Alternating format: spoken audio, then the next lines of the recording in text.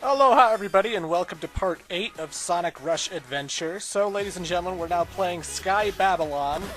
This is the level where I said things started to actually pick up and actually get challenging. Just because there's a few bottomless pits, there are platforms that will fall when you land on them. This place is actually kind of very similar to Altitude Limit from the original Sonic Rush in that it's high in the sky. It has the balloon thing I just grabbed onto. There's a lot of navigating that in order to get higher through the level, and it can't run into any walls, it can't run into any badniks, otherwise the platform will disappear on you. So it's sort of like those jet platforms you were on in Altitude Limit. Bottomless pits are signified by electric currents, so you don't really just fall into an empty void, you run into the electricity and you die. And some people would tell you that this level is a little bit easier if you're playing as Blaze. And this is true. The thing that they changed about Blaze, at least it didn't come up in the original Sonic Rush, so it wasn't actually a thing. But in Sonic Rush Adventure, because Blaze has fire powers, she can actually push fire away and manipulate the fire around her. So there are certain things in this level that contain fire, you know, there's like little pits you have to jump through which are contained with fire and other stuff. And Blaze can pretty much just walk on top of them, no problem. She does not get affected by the fire at all. That isn't to say Sonic has an impossible time or anything. If Sonic is boosting, he can go through fire. The boost acts as a sort of wind, and it just blows the fire away before he gets burned by it. So as long as you're boosting as Sonic, you'll be fine. But there are certain, like, jumps and stuff that you have to go downwards where, like, there are fire on the walls. And that's when you sort of have to manipulate Sonic in the right direction, otherwise you'll get burned. Right here, for example. I can just drop down because I'm Blaze. Fire doesn't hurt me. But if you're Sonic, you have to kind of manipulate where you're going. Again, fire wasn't a big thing in the original Sonic Rush, and this is, like, the only level where it comes up as a real obstacle for Sonic and not for Blaze. So, you know. Blaze can manipulate fire. How about that? She's feeling hot, hot, hot. Sky Babylon 1's alright. I think a lot of people hate Sky Babylon 2 just because the end of the level requires a lot of balloon manipulation. And again, if you're hitting those walls, it pops. And if you fall into the electric pits below, you could lose a lot of lives and stuff. I honestly don't think it's that bad to manipulate. This isn't like it's motion controlled with gyroscopes or anything, you know. You're just moving the control pad and making sure that... The best way to tell is that, like, you always want to just wait until you've passed the robots that are floating in the sky, you know? Once you're, like, slightly higher than the robot that you were coming up to, that's when you know to sort of turn, but not turn too much, otherwise you'll run into the walls and pop and stuff, but, you know. I could see why someone wouldn't like this level. I could see why someone would have a little bit of a hard time with it. Especially when it comes to S-ranking. I S-ranked the first level, no problem. I have practiced the second level so many times. I tried looking on GameFAQs for advice. I tried looking on YouTube videos because I figured maybe someone's S-ranked this level on YouTube. Maybe someone has in a Let's Play, but when I type in Sky Babylon Act 2, I haven't found anyone who's S-ranked this thing. So, hey, if someone's S-ranked this thing, please provide a video. I can't do it with Blaze very well. I might be able to do it with Sonic because he's a lot faster, and they sort of require you be under the time limit 2 minutes and 20 seconds and collect 100 rings or something. So, you know, I can't do it with Blaze. I want to see people post video responses with Blaze, because it seems impossible to get an S rank here. So, yeah. But this is the balloon manipulation thing. Again, it touches a wall, it touches a badnik, it pops, your character drops, and that's never fun. Never fun at all. But honestly, I don't think this is, like, super, like, obnoxious hard. I would say Altitude Limit was actually a lot harder. You'll definitely die here your first time playing. It's, you know, not super easy or anything, but, again, I feel overall the Sonic Rush Adventure game is way easier than the original Sonic Rush, so, you know. It's challenging, but it's still no Altitude Limit.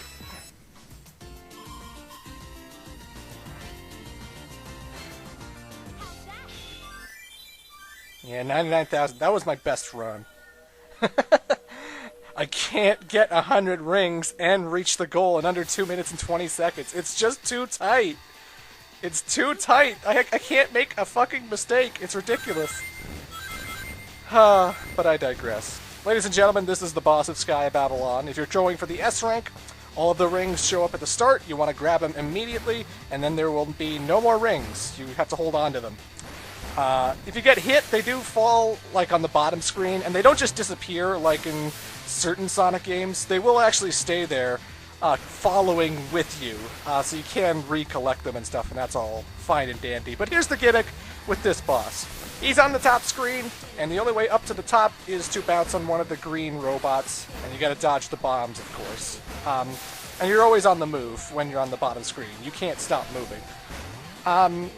Once you're up there, though, then you have to keep hitting him in the head.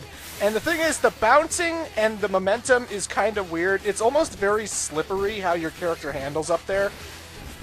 He bounces wherever the hell he wants, sometimes, your character.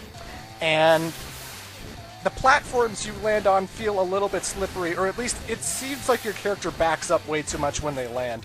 But the thing that makes this fight a little bit faster and a little bit easier is that when you hit the boss in the head, it counts as a spring. It counts as, you know, a double jump kind of maneuver, where after you hit the head, you can push up, push R, and send your character upwards. This fight is a lot easier and a lot more fun with Blaze, because her double jump goes so high that she can pretty much save herself and reach the platforms whenever the hell she wants. Sonic doesn't have as high as a double jump, so you sort of want to, after you hit the guy in the head, you definitely want to go for the little platforms and stuff. And again, this is only to speed the boss fight up. If you're not caring about S rank and stuff, I don't really die on this guy too much. I feel like when you're on the ground, the bombs are easy to get out of the way of. He does manipulate his claws into either smashing on top of you, or he puts them on the side, and you kind of have to pay attention, because sometimes the claw might be just a little bit high up off the ground, and you can just sort of stand there and it will go over you. And other times it will be low enough that you know you have to jump when it starts moving across. But easy boss fight can be sped up with double jumping. That helps make the fight go by much quicker, and it makes it a lot more fun, honestly. This fight, I prefer playing it with Blaze. I wouldn't play it with Sonic too much, but Blaze makes that fight so fun because of her double jump. It just makes it so, you know, so free-flowing, so nice, so appropriate. It's a good boss fight. I like it. But oh no, Captain Whisker got away again. Shocking.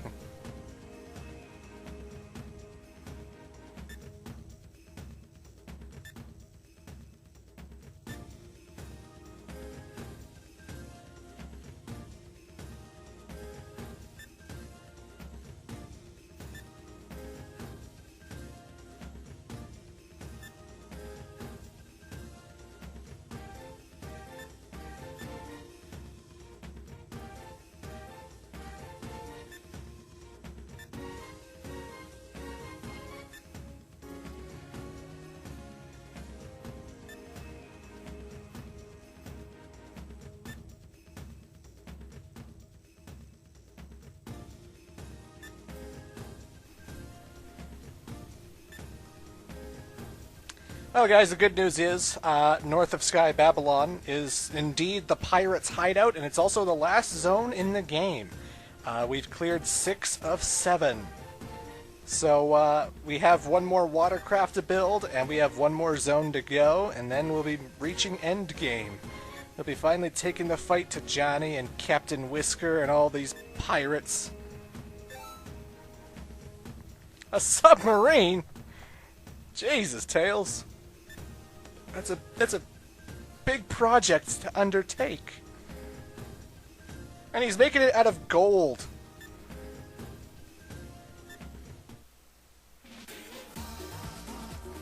Does the Soul Dimension not have, like, airplanes and stuff?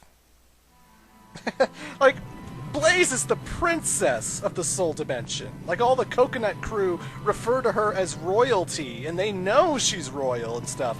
So I'm just wondering, like, can't she just, like, rig up an airplane? Does the Soul Dimension not have airplanes? I would hope it does.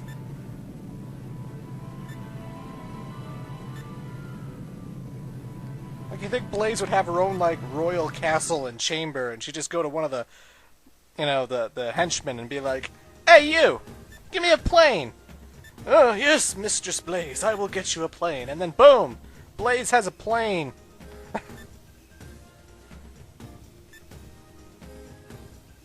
Because screw just, you know, going on submarines and stuff. Just get one of the royal guys to give you a helicopter. And just fly over the pirate house, the pirate island location, and just go in that way. Eh?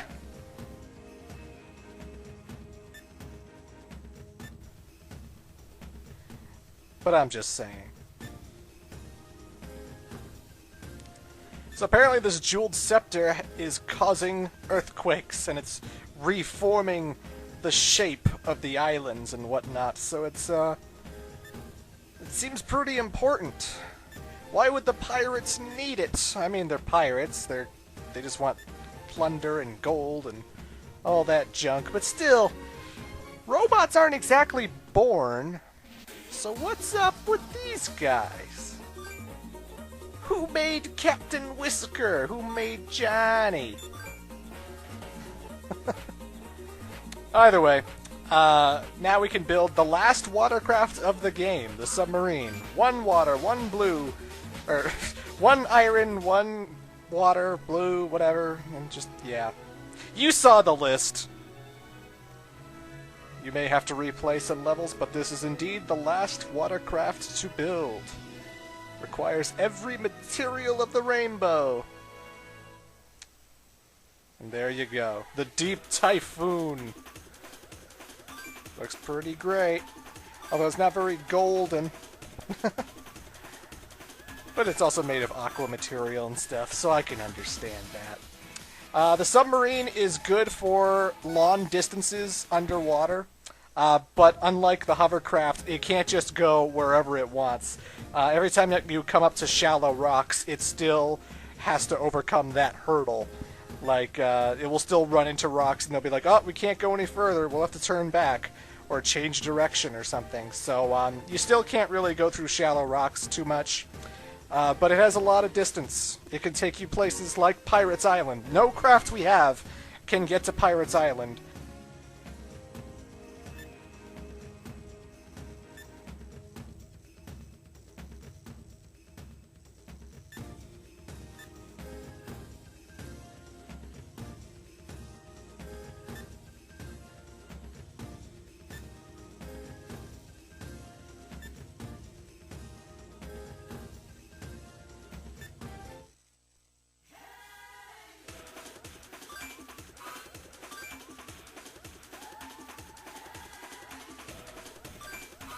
Oh yeah, and this is this guy, Colonel Koala. Basically, you can make decorations with this guy, and so he asks for 600 rings, and that's a hefty price. You know, I have to play a lot of levels to get that much ringage. But by giving him 600 rings, he builds Sonic a statue for Windmill Village. Yeah! Sonic's plan is coming along nicely. Soon we will take over the Soul Dimension, bit by bit. We shall become the Saddam Hussein of this dimension. We shall usurp Princess Blaze and claim the throne. All will hail the great Sonic the Hedgehog.